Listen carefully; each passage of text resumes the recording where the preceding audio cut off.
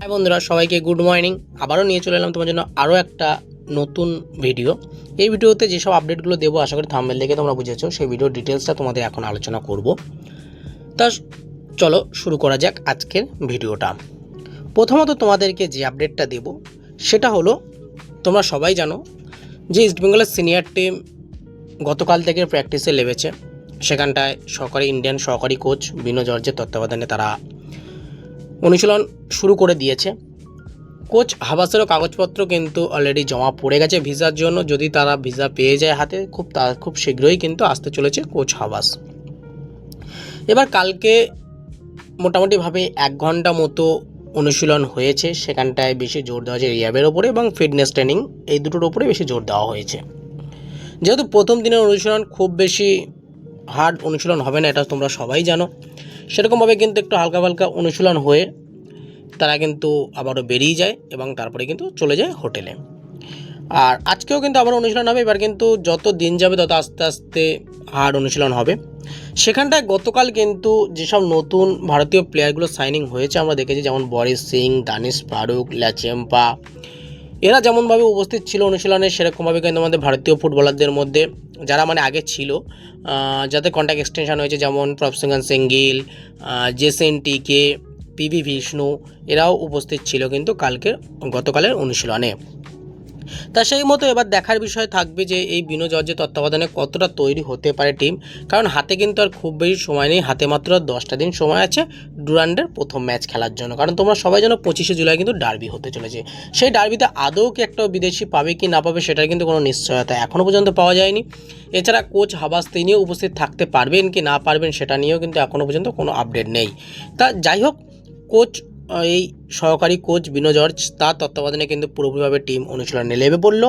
দেখার বিষয় থাকবে যে এই কদিন অনুশীলন করে কীরকম তাদের ছেলেদের তৈরি করতে পারে, কতটা ভালো পারফরমেন্স দিতে পারে ডার্বি ম্যাচে। যেহেতু প্রথম ম্যাচে ডার্বি, একটা অবশ্যই চাপ থাকবে, যেমন ফিজিক্যাল চাপ থাকে সেরকমভাবে কিন্তু মেন্টালও একটা প্রেশার থাকে। সেই মেন্টাল প্রেশারটাই কতটা হ্যান্ডেল করতে পারবে প্রত্যেকটা প্লেয়ার, সেটাও কিন্তু একটা দেখার বিষয় থাকবে। তা এটাই ছিল কিন্তু গতকালের অনুশীলনের আপডেট। এরপর চলে আসি আমরা একটু ট্রান্সফার আপডেট নিয়ে। প্রথমত তোমাদেরকে যে আপডেটটা দেব সেটা হলো যে দিল্লি এফসির আপডেট।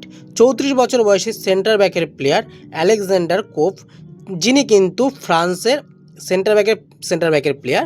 এই প্লেয়ারটি কিন্তু আমাদের আইএসএলেও আগেও খেলে গেছেন।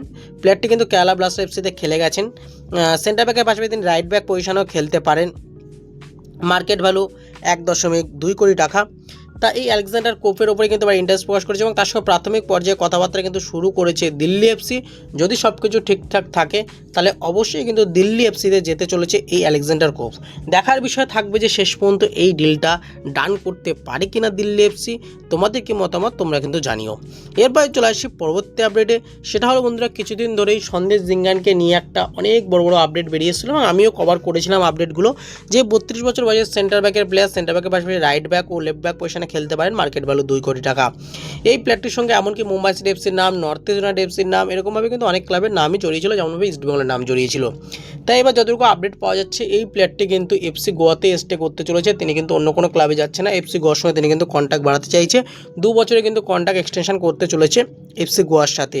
দেখার বিষয় থাকবে যে এইটা কত টাকার ডিল হয়, সেটা তো অবশ্যই পরবর্তীতে জানতে পারলে তোমাদেরকে জানিয়ে দেবো। এই সন্দেশ জিঙ্গান তিনি কিন্তু গোয়াতেই স্টে করতে চলেছে, এটুকুনি তোমাদেরকে বলে দিলাম। এরপর চলে আসি একটু ইস্ট বেঙ্গলের আপডেট। কারণ ইস্ট বেঙ্গলের আপডেট নিয়ে কিন্তু অনেকেই অনেক রকম খবর পাচ্ছ তোমরা। সেরকমভাবে কোনটা ট্রু কোনটা ফলস এটা কিন্তু জানা এখন যেমন বহুত মুশকিল, সেরকমভাবে কিন্তু এখনও পর্যন্ত যতটুকু জানা গেছে, আমি কিন্তু গতকালই তোমাদেরকে জানিয়েছিলাম যে অলরেডি কিন্তু 4 বিদেশি বাকি রয়েছে ইস্ট বেঙ্গল, সেই 4 বিদেশি কিন্তু সাইনিং হয়ে গেছে। এখনও কিন্তু সেরকম কোনো খবর না পেলেও বলা যায় তাদের জন্য ভিসার জন্য কিন্তু অলরেডি অ্যাপ্লাই করে দিয়েছে ইস্টবেঙ্গলের পক্ষ থেকে।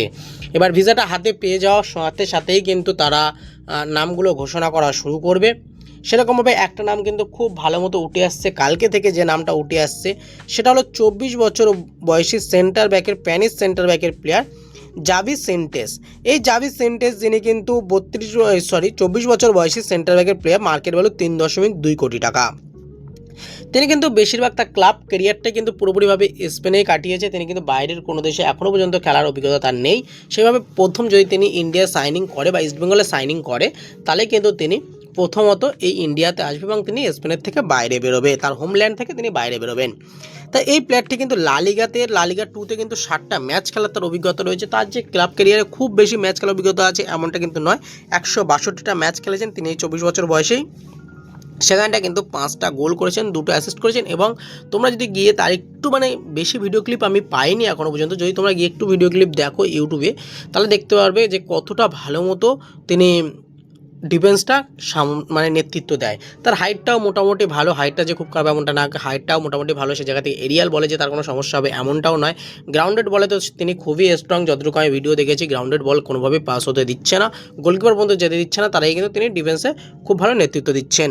তা এই জাভি সিন্টেজ তিনি যদি শেষ পর্যন্ত ইস্টবেঙ্গলে আসে, ইস্টবেঙ্গলে কিন্তু একটা কেভিন সিভিলির খুব ভালো বিকল্প হতে চলেছে বলা যায়।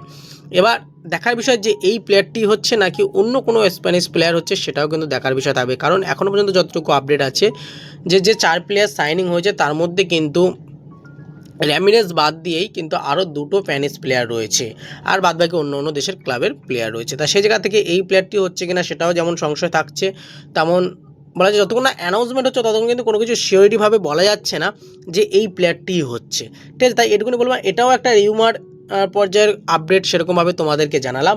দেখা যাক শেষ পর্যন্ত এই আপডেটটা মিলে যায় কিনা, সেদিকে তো অবশ্যই আমাদের নজর থাকবে। তো আমাদের আজকে ভিডিওটা এইটুকুনি, যাদের ভালো হচ্ছে লাইক কমেন্ট শেয়ার করো, আর অবশ্যই চ্যানেলটা সাবস্ক্রাইব করে পাশে থাকা বেল আইকনটি ক্লিক করে দিও। আর যারা এখনও ফেসবুক ও হোয়াটসঅ্যাপ পেজ ফলো করোনি, কী কারণে ওয়েট করছো, অবশ্যই ফলো করে নাও, সেখানে কিন্তু সব আপডেট সর্বপ্রথম পেয়ে যাবে। এখন যেসব আপডেটগুলো দিলাম সেগুলো কিন্তু সবই হোয়াটসঅ্যাপ পেজে দেওয়া ছিল। তো আমাদের যাই হোক আজকে ভিডিওটা এইটুকুনি, চলো ধন্যবাদ।